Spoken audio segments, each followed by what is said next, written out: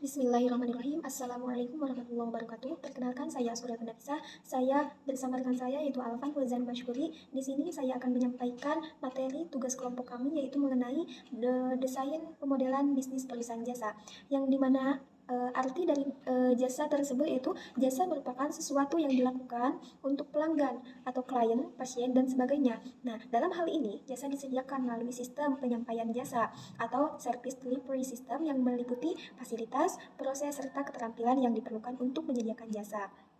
Yang selanjutnya itu ada tinjauan desain jasa. Nah, desain jasa akan dimulai dengan pilihan strategi jasa yang menentukan sifat dan fokus jasa, serta target pasar. Nah, desain jasa ini membutuhkan penilaian manajemen puncak terhadap potensi pasar dari dalam untuk menyediakan jasa.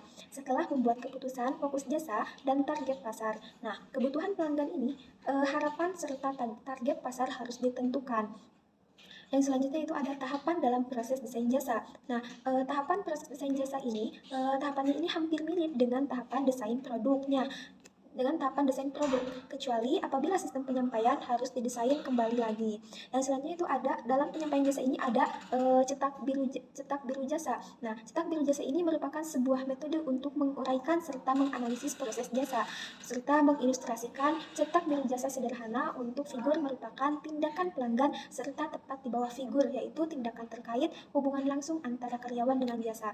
Nah, kadang ada contoh seperti dalam peribahasa karyawan di belakang layar, yang artinya yaitu karyawan dapur ialah operasi pendukung atau operasi ruang belakang. Nah, secara khusus membahas mengenai estimasi waktu untuk tindakan serta operasi yang akan disertakan di dalam bahasan.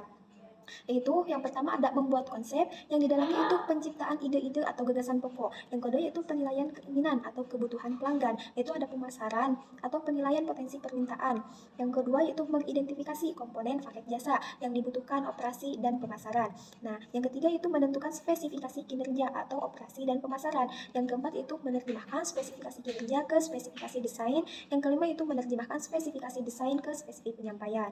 Nah, berikut ini ada tahapan utama dalam cetak biru jasa tersebut. Yang pertama yaitu menentukan batasan jasa dan memutuskan tingkat rincian yang dibutuhkan. Yang kedua yaitu mengidentifikasi dan menentukan urutan pelanggan serta tindakan dan interaksi. Yang ketiga yaitu menentukan estimasi waktu untuk setiap tahapan proses serta variasi waktunya. Yang keempat yaitu mengidentifikasi titik kegagalan, potensi, dan mengembangkan rencana pencegahan. Nah, selain tahapan utama, di sini ada karakter sistem jasa yang didesain dengan baik.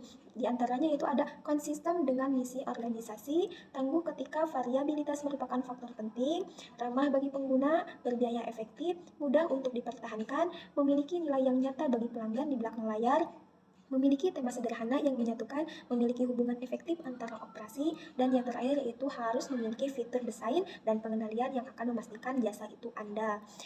Selain adanya karakteristik di desain jasa ini, adanya tantangan juga. Di antaranya itu adanya ketidaksesuaian uraian variabel verbal biasa. Yang kedua itu adanya kebutuhan yang berubah-ubah. Yang ketiga itu desain jasa harus mempertimbangkan pertemuan penyedia jasa dengan pelanggan. Yang terakhir itu mendengarkan dengan pelanggan yang biasanya jauh lebih tinggi dalam bidang jasa. Selain adanya tantangan, desain jasa juga ini memiliki pedoman-pedoman supaya desainnya itu bisa berkembang dan sukses. Yang diantaranya itu harus fokus pada operasi dari perspektif pelanggan. Yang kedua itu mendefinisikan paket jasa secara rinci. Yang ketiga itu memperhatikan citra ketika paket jasa akan disajikan kepada pelanggan. Yang keempat itu harus bisa memastikan bahwa manajer terlibat dan mendukung desain yang telah dilaksanakan.